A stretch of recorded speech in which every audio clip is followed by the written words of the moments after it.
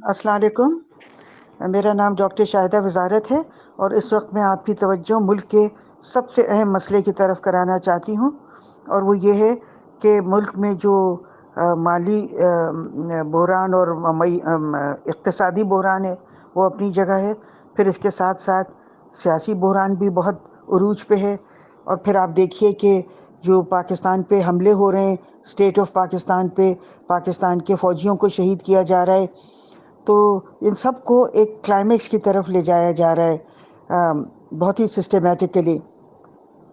तो आप देखिए कि इसके जवाब में हमारे क्या इसको रिस्पांस क्या है। हम ये है कि हम एक केयर टेकर गवर्नमेंट बना रहे हैं, और केयर टेकर गवर्नमेंट भी उन लोगों पे मुश्तमिल जो इंटरनेशनल फाइनेंशियल इंस्टीट्यूशंस के ओहदेदार हैं या रहे हैं, और या जिनके बाहर के मुल्कों से जिनके ताल्लुकात हैं, और या जिन पे करप्शन के केसेस हैं। यानी कि हम कोई भी ऐसा काम नहीं कर रहे हैं जो इन बहरानों को जिस तरह हम पे मुसल्लत किया जा रहा है उसी तरह हम इनको सुलझाने की कोशिश करें। तो इसको, इन सूरत हाल को मद्देनज़र रखते हुए ये भी बातचीत हो रही है कि इलेक्शन वक्त पे नहीं हो सकेंगे, और अगर इलेक्शन वक्त पे नहीं हुए तो एक और नया बहरान वजूद में आ सकता है। तो मेरा ये मशवरा है कि हम लोगों को चाहिए कि इस वक्त केयर टेकर गवर्नमेंट के बजाय एक नेशनल गवर्नमेंट बनाई जाए, और नेशनल गवर्नमेंट जो हो वो पाकिस्तान के उसमें कोई डुअल नेशनल ना हो, क्योंकि डुअल नेशनल्स जो हैं वो बहुत से उनका अपना मतलब बाहर से भी लाए जाते हैं। बहुत से डुअल नेशनल्स बहुत मुहिब वतन हैं, मगर कुछ डुअल नेशनल्स ऐसे भी हैं जो बाहर के एजेंडे के मुताबिक काम करेंगे। फिर इसके साथ ही ऐसे कोई लोग ना हो जिनके बैरूनी एजेंसियों से ताल्लुकात हों, और फिर ऐसे भी लोग ना हो जिनके इंटरनेशनल फाइनेंशियल इंस्टीट्यूशन से ताल्लुकात हों, क्योंकि हमने देखा है कि अभी जो पाकिस्तान का जो माशी बहरान है उसको इस नहज पे ले जाने में हमारी गवर्नमेंट का भी और IMF का भी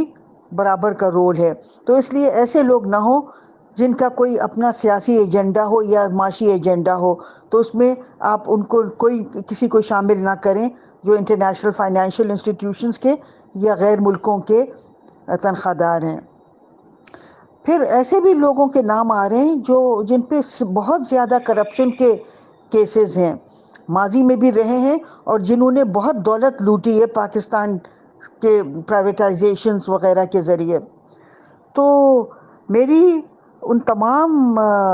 लोगों से, साहिब इख्तिदार लोगों से, आर्मी चीफ से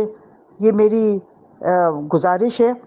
कि बराए मेहरबानी केयर टेकर्स का फ़िलहाल नहीं, अगर ये केयर टेकर का सिलसिला लंबा चलना है तो एक नेशनल गवर्नमेंट बनाई जाए, और वो खालिसतन पाकिस्तान के मुहिब वतन शहरियों पे मबनी हो, और उसमें कोई ऐसा बंदा ना हो जिसके बैरूनी मुल्कों से ताल्लुकात हों, एजेंसियों से या उनकी हुकूमतों से,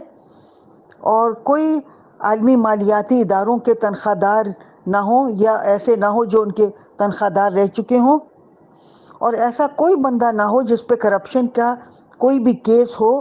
या जिसका नाम आ रहा हो कि उसने बहुत पैसे बनाए हैं, कि जो प्राइवेटाइजेशन हुई है मुल्क में, लिबरलाइजेशन हुआ है, इसमें उसने पाकिस्तान के मफादात को मलूज़ ख़ातिर नहीं रखा, या ख़ुद पैसे बना लिए,